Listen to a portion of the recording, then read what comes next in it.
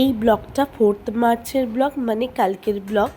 আসলে আমাদের সোসাইটিতে পরশুদিন কোনো রকম কোনো খেলাই হয়নি, আর আজকে সকাল থেকেই প্রচুর ইভেন্টস আছে। যেরকম সকালবেলা আছে প্রভাত ফেরি বাঙালিদের, তারপরেই হোলি পার্টি আছে, আর তারপরেই আমার এক বন্ধুর বাড়িতে আবার আমার ইনভাইট আছে।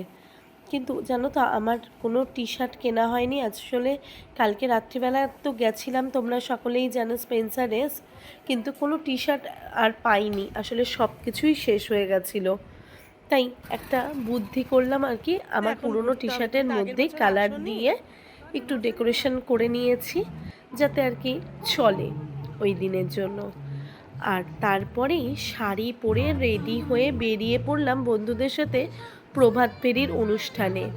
প্রভাত ফেরিটা পুরোপুরি বাঙালিদেরই, এখানে নন বেঙ্গলিরাও আসে। আমরা যেমন ওদের অনুষ্ঠানে যাই, ওরাও কিন্তু আমাদের অনুষ্ঠানে পার্টিসিপেট করতে আসে।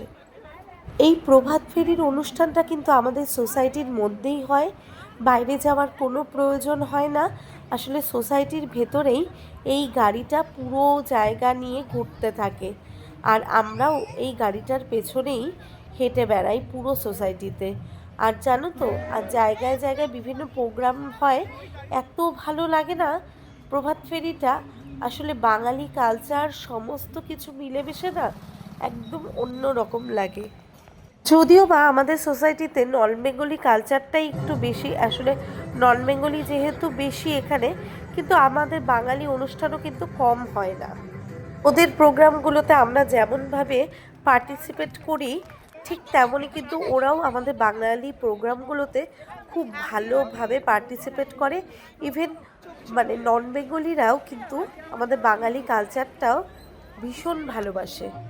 যাই হোক, এখানেই আমার ব্লগটা শেষ করছি। টাটা।